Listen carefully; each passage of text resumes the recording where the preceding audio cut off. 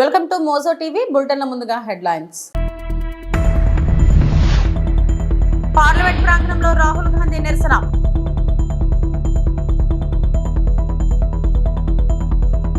తెలంగాణ సచివాలయంలో ఇందిరమ్మ ఇళ్ల mobile app ప్రారంభ కార్యక్రమంలో పాల్గొన్న తెలంగాణ ముఖ్యమంత్రి సీఎం రేవంత్ రెడ్డి.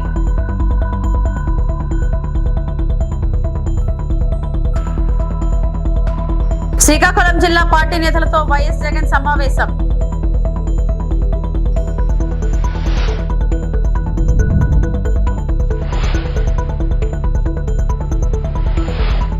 అదానితో జగన్ డీల్ పై విచారణ చేయండి, ఏసీబీకి షర్మిల ఫిర్యాదు.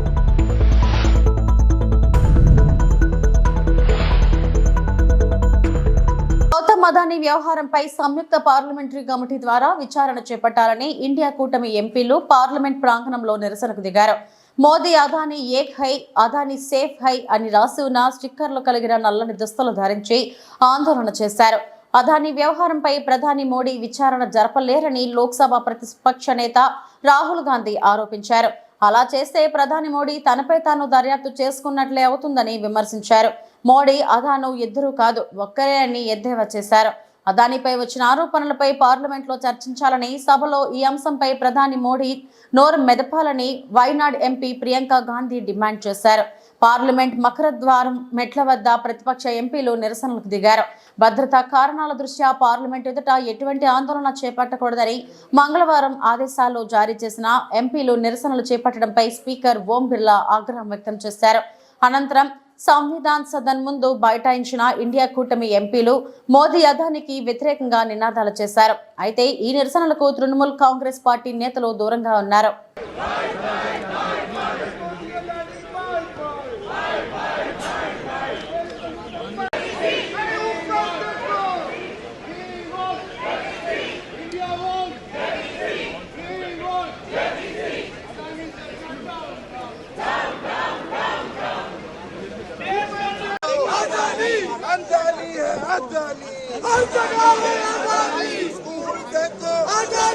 सड़कें देखो वायु में देखो जल में भी खेती में देखो ऊपर देखो नीचे देखो Miss Priyanka, सदन में आओ Ma'am, you are leading the march. What is जवाब दो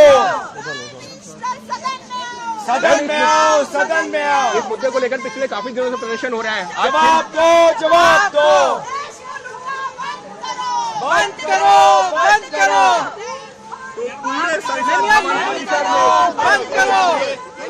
doing the march for Adani बोल रहे क्या? मोबाइल भी तो लगा हुआ है।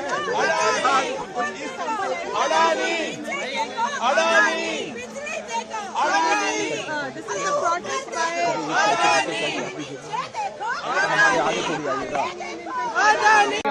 राहुल जी, आप मानव श्रृंखला बनाया आज आपने। आप अपना ही इन्वेस्टिगेशन कराओगे कभी? आप करा सकते हो अपना इन्वेस्टिगेशन? इसलिए नहीं होगा। मोदी जी अदानी जी का इन्वेस्टिगेशन नहीं करा सकते क्योंकि अगर वो कराएंगे तो वो अपना ही इन्वेस्टिगेशन कराएंगे। తెలంగాణలో అర్హత ఉన్న ప్రతి ఒక్కరికి ఇళ్లు ఇస్తామన్నారు సీఎం రేవంత్ రెడ్డి. సొంత ఇళ్లు ఉంటే పేదలు ఆత్మగౌరవంతో ఉన్నతంగా బ్రతుకుతారని అన్నారు. కేంద్రం నుంచి మరిన్ని నిధులు తీసుకొచ్చి పేదలకు ఇళ్లు కట్టిస్తామని ముఖ్యమంత్రి హామీ ఇచ్చారు. తెలంగాణ సచివాలయంలో మొబైల్ యాప్ ప్రారంభ కార్యక్రమం జరిగింది. ఈ కార్యక్రమంలో CM Revanth Reddy, deputy CM బట్టి విక్రమార్క, మంత్రులు పొంగులేటి పలువురు పాల్గొన్నారు. ఈ సందర్భంగా ముఖ్యమంత్రి రేవంత్ మాట్లాడుతూ ఇళ్లకు సంబంధించి విధి విధానాలు సరళీకృతం చేస్తూ యాప్ రూపొందించాం. ఈ యాప్ ద్వారా లబ్ధిదారుల ఎంపిక పారదర్శకంగా జరుగుతుంది. ఐటీడీఏ ప్రాంతాల్లో కోటాతో సంబంధం లేకుండా జనాభా ప్రాతిపదికన ఇళ్ల ప్రక్రియ జరుగుతుందని తెలిపారు. చేతుల్లో కెమెరాలు పెన్నులు లేని వాళ్ళు సపోర్ట్లు కొట్టవచ్చు. Thank you. ఈ స్కీమ్లో సక్సెస్ కావాలంటే మీడియా మిత్రులు అందరూ మీ సహాయ సహకారాలు పేదవాళ్ల కోసం పూర్తి సహకారం కావాలి దయచేసి. May now request the technical team to play video clip on Indiramma Illu scheme. 50,000 ఇళ్లు నిర్మించడానికి ప్రణాళిక సిద్ధం చేశారు. దరఖాస్తుదారులు ఆఫీసుల చుట్టూ తిరగకుండా ప్రతి దరఖాస్తుదారునికి ఇంటికి ప్రభుత్వ సభ్యులే వెళ్లి వారి దరఖాస్తుని పరిశీలిస్తారు. తెలంగాణ రైజింగ్ అనుకునే విధంగా కార్యక్రమాలను చేపట్టి వాటిని ముందుకు తీసుకెళ్తూ 2వ సంవత్సరంలోకి మనం అడుగుపెట్టబోతున్నాం. ఈ 2వ సంవత్సరంలోకి అడుగుపెట్టే సందర్భంగా తండాలలో, గూడాలలో, మారుమూల పల్లెల్లో, పట్టణ ప్రాంతంలోని బస్తీలలో ఉండే పేదవాళ్లకు ఆత్మగౌరవంతో బ్రతకడం అనేది ఒక కళ. ఈ కళను ఈనాడు కాదు, ఆనాడే శ్రీమతి ఇందిరమ్మ గుర్తించారు. అందుకే ఇందిరమ్మ రోటీ కప్డా ఔర్ మకాన్ ఈ నినాదంతో పేదరికాన్ని నిర్మూలించడం ద్వారా కూడు, గూడు, గుడ్డ ప్రతి వాళ్ళకు అందించాలన్న లక్ష్యంతో పాటు వ్యవసాయ భూమి ఆత్మగౌరవం, గ్రామంలో గుర్తింపు ప్రతి కుటుంబానికని గుర్తించి వ్యవసాయ సీలింగ్ యాక్ట్ తీసుకురావడం ద్వారా వేలాది ఎకరాల భూమి, దేశం మొత్తం కోట్లాది ఎకరాల భూములు, కొద్దిమంది గుప్పిట్లో బందీ అయిన భూములను అగ్రికల్చర్ సీలింగ్ యాక్ట్ తీసుకురావడం ద్వారా ఈ భూములన్నిటిని కూడా ప్రభుత్వం తీసుకొని ప్రధానంగా దళితులకు, గిరిజనులకు, బలహీన వర్గాలకు పంచిపెట్టడం ద్వారా వాళ్ళ ఆత్మగౌరవాన్ని పెంపొందించింది శ్రీమతి ఇందిరాగాంధీ గారు. దాదాపుగా 25 లక్షల ఎకరాలు దళితులకు, పేదవాళ్లకు, 10 లక్షల ఎకరాలు పోడు భూముల పట్టాలు గిరిజనులకు, 35 లక్షల ఎకరాల భూ పంపకాలు ఒక తెలంగాణ రాష్ట్రంలోనే చేపట్టి ఈరోజు ఏ గ్రామానికి వెళ్ళినా దళితుడి దగ్గర ఉన్న భూమిని ఒకసారి చూస్తే ఆ భూమి ప్రదాత వాళ్ళ తల్లిదండ్రులు, వాళ్ళ తాతల నుంచి వచ్చిన స్థిరాస్తి కాదు, ఇందిరమ్మ వాళ్ళకి ఇచ్చిన ఆస్తి. ఇందిరమ్మ వాళ్ళ తల్లిలాగా, వాళ్ళ కుటుంబ పెద్దలాగా ఆలోచన చేయడం ద్వారా, పెద్ద మనసు, ఉన్నతమైన నిర్ణయం చేయడం ద్వారా అగ్రికల్చర్ సీలింగ్ యాక్ట్ ఈ రోజు విశాఖపట్నంలో పౌర సరఫరాల శాఖ ప్రాంతీయ సదస్సు జరిగింది. రాష్ట్ర పౌర సరఫరాల శాఖ ప్రతినిధి శ్రీ నాదండ్ల మనోహర్ ప్రభుత్వ లక్ష్యాలను వివరించి అధికారులకు దిశానిర్దేశం చేశారు. జూన్ 28 మొట్టమొదటిసారి కాకినాడలో 13 గోడౌన్లు పైన మేము దాడులు చేసినప్పుడు సుమారు 51 లక్షల మెట్రిక్ టన్నులు ఆ రోజు రైస్ సీజ్ చేయడం జరిగింది. కాకినాడ పోర్ట్ నుంచి ఏ విధంగా డైవర్ట్ అయిపోయి ఇతర దేశాలు తరలిస్తున్నారని దానిపైన స్పష్టమైన ఆధారాలు వచ్చినాయి. అక్కడ ఉన్న పరిస్థితులు, వాస్తవాలు రాష్ట్ర ప్రజలందరూ కూడా చూశారు. ఒక ఉక్కుపాదంతో, జీరో టాలరెన్స్తో ఒక ప్రక్షాళన జరగాలనే ఆలోచనతోటి రాష్ట్ర ప్రభుత్వం చాలా సీరియస్గా ఉంది. దీనిపైన గత ప్రభుత్వం ఏర్పాటు చేసిన ఒక మాఫియాని, ఒక ఆర్గనైజ్డ్ నెట్వర్క్ని బదలుగొట్టాలని మొన్న క్యాబినెట్లో కూడా గౌరవ ముఖ్యమంత్రి గారి అధ్యక్షతన దానిపైన డిస్కస్ చేయడం జరిగింది.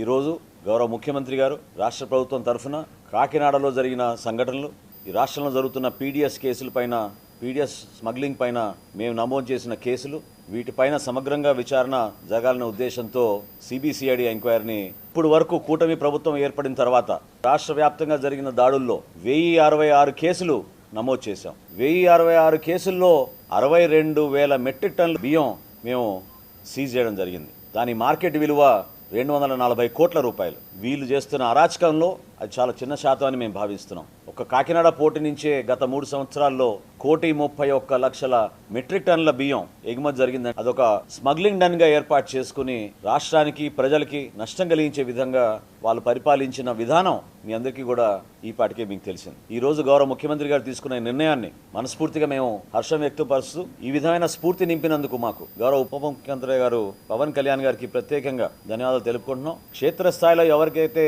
ఇంకా సమాచారం ఉందో దయచేసి మీరందరూ కూడా ఈ ఇన్వెస్టిగేషన్లో సహకరించండి, విలువైన సమాచారం అందించండి. అదేవిధంగా రాష్ట్ర వ్యాప్తంగా రైస్ మిల్లర్స్ని కూడా మేము రిక్వెస్ట్ చేస్తున్నాం. ఈ సందర్భంగా ధాన్యం కొనుగోలు విషయంలో కానివ్వండి, పీడిఎస్ రైస్ స్మగ్లింగ్ విషయంలో కానివ్వండి, మీరు ప్రభుత్వంతో పాటు కలిసి పనిచేయాల్సిందే. ప్రభుత్వ వ్యతిరేకంగా చేసే కార్యక్రమాల్లో మాత్రం మీరు పాల్గొంటే చాలా ఖచ్చితంగా వాళ్ళపైన యాక్షన్ తీసుకుంటాం. ఈ రోజు వరకు రాష్ట్రంలో ఈ ఖరీఫ్ సీజన్లో 10,59,000 మెట్రిక్ టన్నులు మేము ధాన్యం కొనుగోలు చేశాం. ఇదొక రికార్డు. గత 10 రోజుల్లోనే 6,63,000 మెట్రిక్ టన్నులు మా సివిల్ సప్లైస్ కార్పొరేషను ధాన్యం కొనుగోలు చేసింది. ఎవరైతే అనవసరంగా రోజు ప్రెస్ మీట్లు పెట్టి రకరకాలుగా మాట్లాడుతున్నారో మీరు వచ్చి క్షేత్రస్థాయిలో మీరు పర్యటించండి, తెలుసుకోండి వాస్తవాలేంటో. ఉత్తరాంధ్రలో గత ప్రభుత్వం ఇదే రోజుకి కేవలం 2092 మెట్రిక్ టన్నులు ధాన్యం కొనుగోలు చేశారు. రైతుకి మేము అద్భుతంగా పరిపాలన చేశామని చెప్తున్న జగన్మోహన్ రెడ్డి గారు తెలుసుకోవాలి వివరాలు. 161,489 మెట్రిక్ టన్నులు ఒక్క ఉత్తరాంధ్రలోనే మేము కొనుగోలు చేశాం. ఎంత వ్యత్యాసం ఉందో చూడండి. విజయనగరం జిల్లాలో 210 మెట్రిక్ టన్నులు వాళ్ళు కొనుగోలు చేస్తే 54,663 మెట్రిక్ టన్నులు మా కూటమి ప్రభుత్వం కొనుగోలు చేసింది. 24 గంటల లోపే 2,280 కోట్ల రూపాయలు రైతుల ఖాతాలోకి మేము జమ చేశాం. ప్రస్తుతం స్టెల్లా షిప్లో ప్రతి బస్తా చెక్ చేసే విధంగా కలెక్టర్ గారి వైఎస్ఆర్సీపీ అధినేత మాజీ ముఖ్యమంత్రి వైఎస్ జగన్మోహన్ రెడ్డి శ్రీకాకుళం జిల్లా పార్టీ నేతలతో సమావేశమయ్యారు. తాడేపల్లిలోని కార్యాలయంలో పార్టీ నేతలతో వైఎస్ జగన్ సమావేశం ప్రారంభమైంది. ఈ సమావేశంలో మాజీ మంత్రి ధర్మాన కృష్ణదాస్, మాజీ ఎమ్మెల్యేలు కళావతి, రెడ్డి శాంతి, ఎంపీపీలు, జెడ్పీటీసీలు, మున్సిపల్ చైర్మన్ పర్సన్లు పాల్గొన్నారు.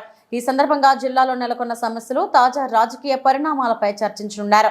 ఇదే సమయంలో భవిష్యత్ కార్యాచరణపై పార్టీ నేతలకు వైఎస్ జగన్ దిశానిర్దేశం చేయనున్నారు. అంతకన్నా కొంచెం పెద్దోళ్ళు, తల్లులు కనిపిస్తే చాలు, అమ్మలు కనిపిస్తే చాలు, నీకు 18,000, నీకు 18,000, నీకు 18,000 సంతోషమా? అంతకన్నా ఇంకా కాస్త పెద్దోళ్ళు, ఆ అమ్మలకు సంబంధించిన పెద్దమ్మలు, వాళ్ళ అత్తగారు కనిపిస్తే చాలు, నీకు 48,000, నీకు 48,000, నీకు 48,000 సంతోషమా? 20 ఏళ్ళ పిల్లోడు ఇంట్లో నుంచి బయటకు వస్తే చాలు, నీకు 36,000, నీకు 36,000, నీకు 36,000 సంతోషమా?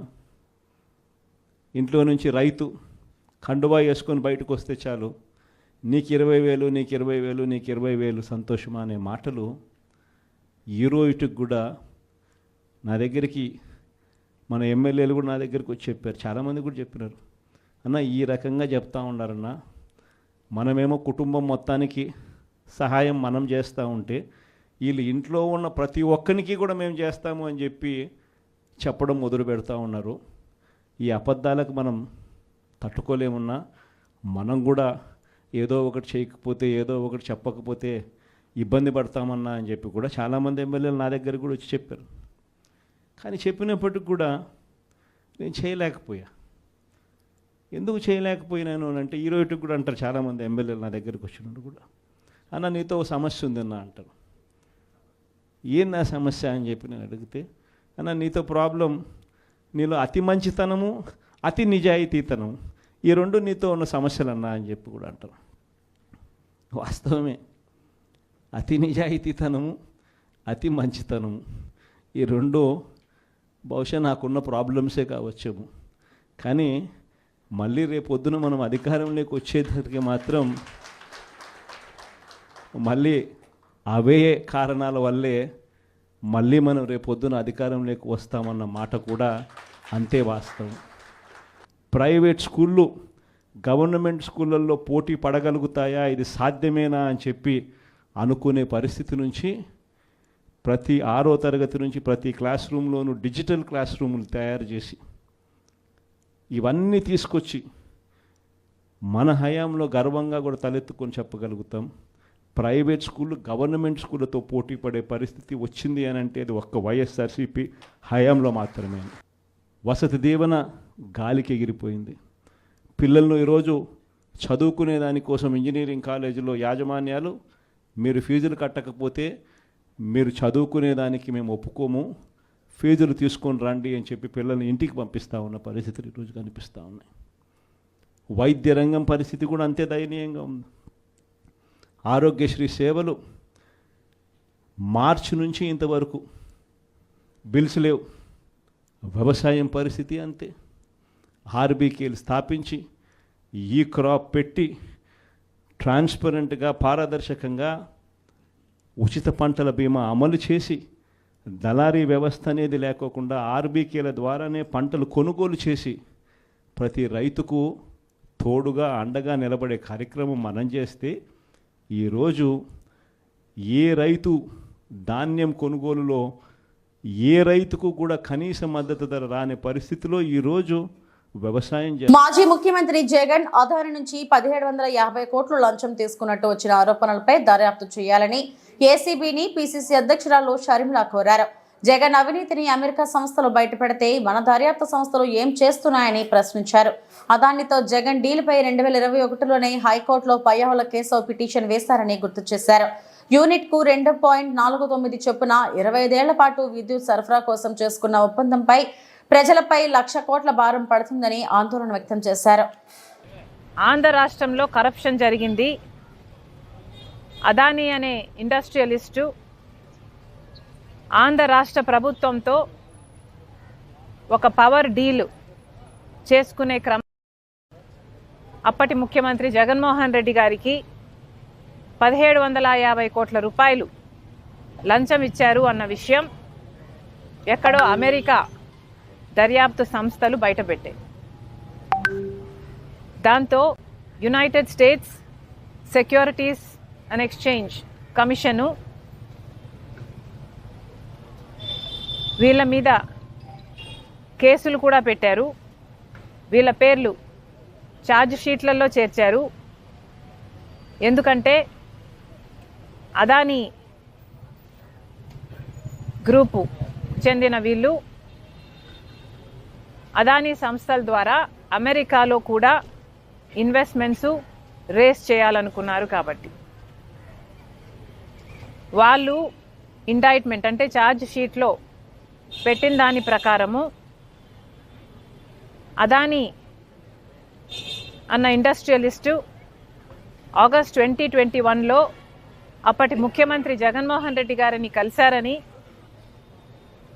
Power deal solar power deal Andhra రాష్ట్రం 7,000 మెగావాట్లు కొనేటట్టుగా అదానీ కంపెనీకి లాభం చేకూరేట్టుగా డీలు మాట్లాడుకునే విషయమై వీళ్ళిద్దరి మధ్య ఒప్పందం జరిగిందని, ఒప్పందం ప్రకారం 1750 కోట్ల రూపాయలు అప్పటి ముఖ్యమంత్రి జగన్మోహన్ రెడ్డి గారికి ఇచ్చేటట్టుగా మాట్లాడుకున్నారని పలు రకాల సాక్ష్యాలు అంటే ఒక సాక్ష్యం కాదు, డిఫరెంట్ ఎవిడెన్సెస్తో ప్రూఫ్స్తో వాళ్ళు ఛార్జ్ షీట్లు పెట్టడం జరిగింది. వాళ్ళు ట్రయల్ కూడా అమెరికాలో మొదలు పెట్టబోతున్నారు.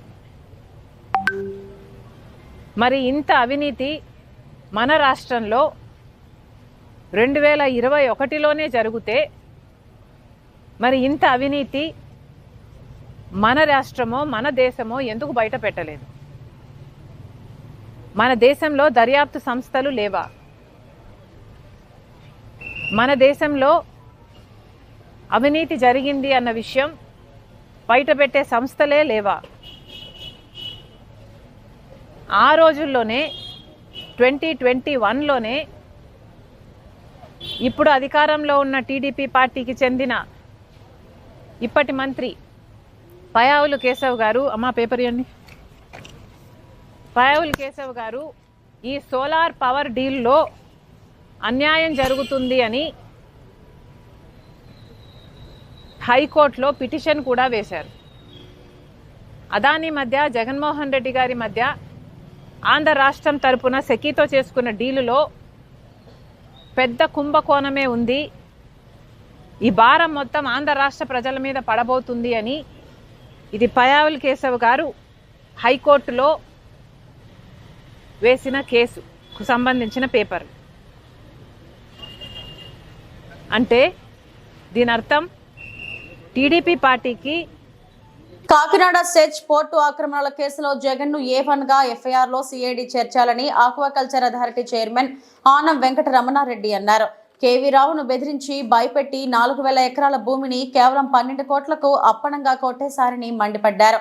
దేశంలో 29,000కు ఎక్కడా దొరికిన ఎకరా భూమి జగన్ వర్గీయులకు మాత్రమే కాకినాడ సెజ్ లో ఎలా దొరుకుతుందని నిలదీశారు. సెజ్ 820 ఎకరాలు ఎంత కొన్నారో తెలుసా? వాటా కేవీ రావు వాటా దాంట్లో 48.74% లో ఆయనకి ఆల్మోస్ట్ 4,011 ఎకరాలు కేవీఆర్ గ్రూప్ కి ఉంది. ఈ 4,000 ఎకరాలు ఎంత కొన్నారో తెలుసా? గెస్ చేయండి. 12 కోట్ల రూపాయలు. 4,011 ఎకరాలు 12 కోట్ల రూపాయలకి బెదిరించి, తుపాకీ పెట్టి బెదిరించి ఈ హాఫ్ టికెట్ జగన్మోహన్ రెడ్డి 4,000 ఎకరాలు కొట్టేశాడనే విషయం మీరు అందరూ గుర్తుపెట్టుకోవాలి. అంటే కాకినాడ పోర్ట్ పక్కన 29,917 రూపాయలకి 1 ఎకరా కొన్నారు.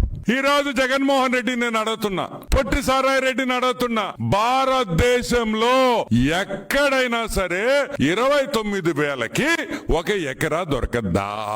29,000కి 1 ఎకరా భారతదేశంలో ఎక్కడైనా దొరకద్దా అని మేము అడుగుతున్నాం. ఏమి కేవీ రావుకి అంత ప్రేమ మీ మీద? అంటే పొట్టి సారాయి రెడ్డి జగన్మోహన్ రెడ్డి లావు పొడుగనే, పొడుగైతే కాదు లావు అయితే కాదు, మరి ఏమి చూసి నీకు 29,000 రూపాయలకి 1 ఎకరా ఇచ్చారు? నీలో ఏముందని ఇప్పుడు నేను అడుగుతున్నా. పొట్టి సారాయి రెడ్డి జగన్మోహన్ రెడ్డి నిద్రని అడుగుతున్నా, జగన్మోహన్ రెడ్డి నీకు బెంగళూరులో ప్యాలెస్ ఉంది కదా, 1 కోటి రూపాయలకి ఇచ్చేస్తావా అని అడుగుతున్నా. నీ బెంగళూరులో ఉండే ప్యాలెస్ నాకు 1 కోటి రూపాయలకి ఇస్తావా? లేదు తాడేపల్లిలో నీ కొంప 1 కోటి రూపాయలకి నాకు ఇస్తావా? లేదు విజయసాయి రెడ్డికి హైదరాబాద్ లో 1.5 ఎకరా ఇళ్లుంది, 55,000కి నాకు ఇచ్చేస్తావా? రాష్ట్రంలో ఏపీఎస్ఆర్టీసీ నుండి ప్రజలకు మెరుగైన సేవలు అందించేందుకు, అంతేకాకుండా అన్ని బస్టాండ్ ప్రాంగణాల్లో మౌలిక వసతులు కల్పించే దిశగా ప్రభుత్వం పనిచేస్తుంది. Vijayawada zone APSRTC chairman Reddy Appalanaidu అన్నారు. ముందుగా ఏలూరులోని కొత్త బస్టాండ్ లో ప్రయాణికులకు అందుతున్న మౌలిక సదుపాయాల గురించి ప్రజా రవాణా శాఖ అధికారి వరప్రసాద్ తో కలిసి అనంతరం ప్రజా రవాణా శాఖ అధికారి కార్యాలయంలో ఈ రోజు విలేకరుల సమావేశం జరిగింది. ఈ సందర్భంగా రెడ్డి అప్పలనాయుడు మాట్లాడుతూ ఏలూరు జిల్లాతో పాటు రాష్ట్ర వ్యాప్తంగా సంక్రాంతి, శివరాత్రి తదితర పండుగలకు ఆర్టీసీ బస్సులను పెంచేందుకు కృషి చేస్తున్నామన్నారు. ప్రజలకు రవాణా సౌకర్యంలో ఎటువంటి ఇబ్బందులు కలగకుండా తగు చర్యలు చేపడుతున్నామన్నారు. ఏలూరు జిల్లాలోని జంగారెడ్డిగూడెం, చింతలపూడి, ఏలూరు డిపోల నుండి తిరుమల, తిరుపతికి ప్రత్యేక సర్వీసులు నిర్వహించేందుకు చర్యలు చేపడుతున్నామన్నారు. అంతేకాకుండా తూర్పుగోదావరిలో ఉన్న వాడపల్లి శ్రీ వెంకటేశ్వర స్వామిని దర్శించుకున్న విధంగా ప్రత్యేక బస్సులు నడిపేందుకు కృషి చేస్తున్నామన్నారు. అంతేకాకుండా రాష్ట్ర వ్యాప్తంగా ఏపీఎస్ఆర్టీసీలో 16,000 వరకు డ్రైవర్లు, కండక్టర్లు ఉద్యోగాలు ఖాళీగా ఉన్నాయని, వాటిని భర్తీ చేసే దిశగా ప్రయత్నాలు జరుగుతున్నాయన్నారు. ఏది ఏమైనప్పటికీ ప్రజలకు మెరుగైన సౌకర్యాలు ఆర్టీసీ పరంగా అందించేందుకు ప్రభుత్వంతో చర్చించి మెరుగైన సేవలు అందించేందుకు కృషి చేస్తామన్నారు. ఈ రోజున చాలా, ఎందుకంటే అతి తక్కువ ఛార్జెస్తో వెళ్ళేటువంటిది రవాణా వ్యవస్థ ఏదైనా ఉందంటే అది ఆర్టీసీ వ్యవస్థ. మనం చూసినట్లయితే ఒకటి ఆర్టీసీ, మరి నేషనల్ వేడిగా ఉండేది రైల్వే. ఈ 2 వ్యవస్థలు కూడా సాధారణ పౌరులని సురక్షంగా వారి యొక్క గమ్యానికి రక్షణతో కూడినటువంటి జర్నీని అందించేటువంటి విషయాలు తీసుకొస్తూ ఉన్నాయి. మరి ఏలూరు డిపో నుంచి తిరుపతి బస్సు కూడా, మన పెద్ద తిరుపతి బస్సు ఉంది, అది కొద్దిగా ఎక్కువ మందికి ఇంకా పబ్లిక్ తెలియనట్లు ఉంది. ఇక్కడ 2 సర్వీసెస్, ఈ 2 సర్వీసెస్ నుంచి ఇక్కడ నుంచి వెళ్తే అక్కడ దర్శనం టికెట్ కూడా ఇక్కడ బుక్ చేసుకోవడానికి అవకాశం ఉంది. మరి రాబోయే రోజుల్లో ఒక ఏసీ స్లీపర్ కూడా వేయాలన్నటువంటి ఆలోచన ఇక్కడ నుంచి హైదరాబాదు ఎయిర్పోర్ట్కి కూడా వెళ్ళే విధంగా, ఎయిర్పోర్ట్కి వాళ్ళ ఎజిరీ, అదేవిధంగా హైదరాబాదు స్లీపర్ ఏసీ పెట్టాలని నేను కూడా నిన్న చెప్పాను ప్రపోజర్స్. అట్లా ఇంకా మరి చింతలపూడి నుంచి కూడా, నూజివీడ్ నుంచి కూడా తిరుపతికి సర్వీసెస్ నడపడానికి కూడా అక్కడ దీనిగా ఉంది. మరి ఇప్పుడే చెప్పారు, ఎందుకంటే వాడపల్లి ఈ మధ్యకాలంలో భక్తులు, ప్రజలు మరి చాలా మంది అటు ఈస్ట్ గోదావరి నుంచి కానివ్వండి, ఇటు ఉమ్మడి పశ్చిమ గోదావరి నుంచి కానివ్వండి, ఇటు కృష్ణా జిల్లా నుంచి కానివ్వండి, వాడపల్లి శనివారం 7 వారాలు అనేటువంటి ఒక నినాదంతో మరి భక్తుల యొక్క కోరిక తీర్చడం కోసం 7 వారాలు జర్నీ చేస్తూ ఉన్నారు. ఈ రమారమి చూసుకున్నట్లయితే విజయవాడ నుంచి 20 బస్సులు ప్రతి శనివారం వస్తూ ఉన్నాయి. మరి ఏలూరు నుంచి 10, భీమవరం నుంచి 10, 20, ఈస్ట్ గోదావరి నుంచి దాదాపు 60 బస్సులు, అంటే కేవలం 100 బస్సులు వాటి నిమిత్తమే ఒక వాడపల్లి వెంకటేశ్వర దర్శనార్థం తీసుకెళ్ళడం జరుగుతూ ఉంది. మరి అదేవిధంగా సంక్రాంతి వచ్చిందంటే మన ఉభయ గోదావరి జిల్లాలు కానివ్వండి, కోస్తాంధ్ర కానివ్వండి, ఇవన్నీ కూడా హైదరాబాద్ నుంచి చాలా ఎక్కువ మంది ప్రయాణం చేసేటువంటి పరిస్థితి మనకుంది.